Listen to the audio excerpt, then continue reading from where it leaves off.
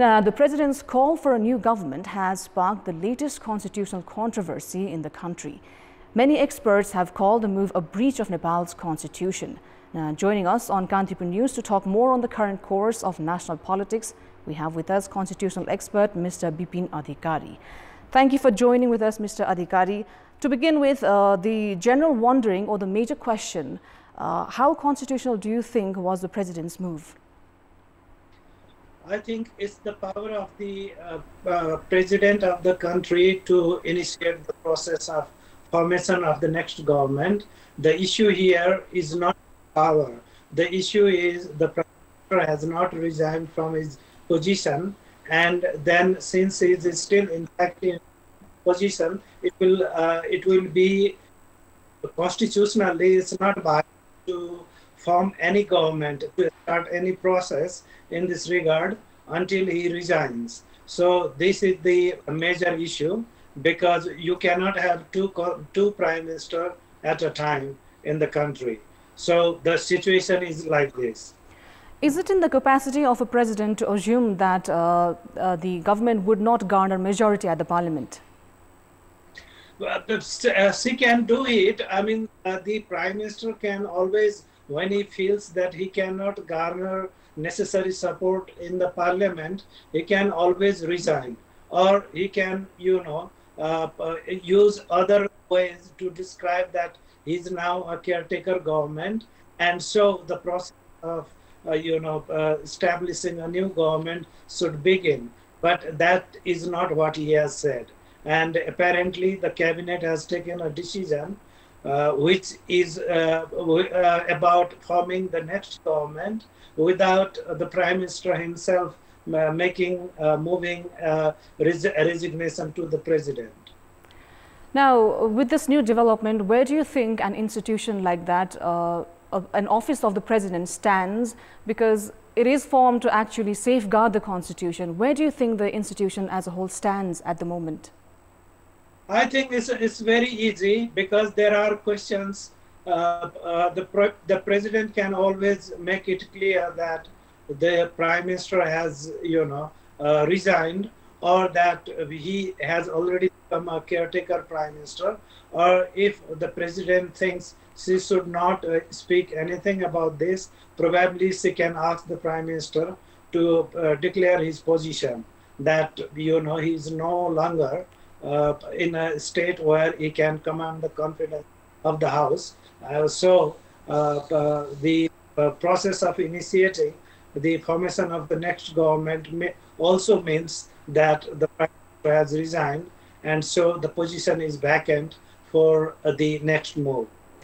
How do you see the national politics now evolving in the days to come? I think there is a sort of confusion everywhere, because this has come as a surprise, because in a parliamentary system, a certain political culture has to be maintained, and in this particular case, many people were disillusioned because the prime minister is still intact in his position, and the process for the formation of next government has begun. And again, there are people who think that the time frame that the president has given to the political parties to lay their claim for formation of the next government is very short. It's very limited, less than, I think, around 23 hours. And that is probably not enough for the political parties to consult each other and provide an alternative to the existing government. Mr. Adhikari, do you have any suggestive future course for our national politics as of where it is right now? I think it's the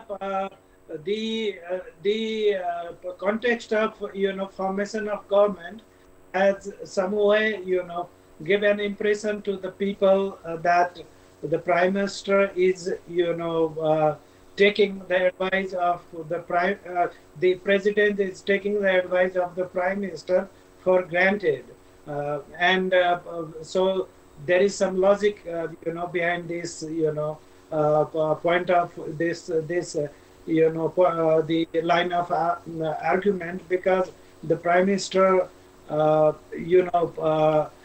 has not clarified what is his plan, and because the process has been initiated and the stakeholders, many of them are outside Kathmandu, and because of this the COVID-19 issues, people are in the social sector, in the service delivery, doing their representation functions, and this time limit of 23 hours is really a huge question, because they need time to come back to Kathmandu and also talk with each other about providing an alternative government. So that everybody feels politically that probably the course that is being taken is not a right course. Mr. Adhikari, thank you for your time and valuable insight as well. Thank you so much. That was constitutional expert Mr. Bipin Adhikari talking to us on the recent move by President Bidhya Devi Bhandari. The head of the state had yesterday called on parties to stake claim to a new government as per Article 76 of the Constitution, while Prime Minister Oli's vote of confidence is still pending and has not resigned yet. This has invited stern criticism from all quarters, with experts calling it a breach of constitution.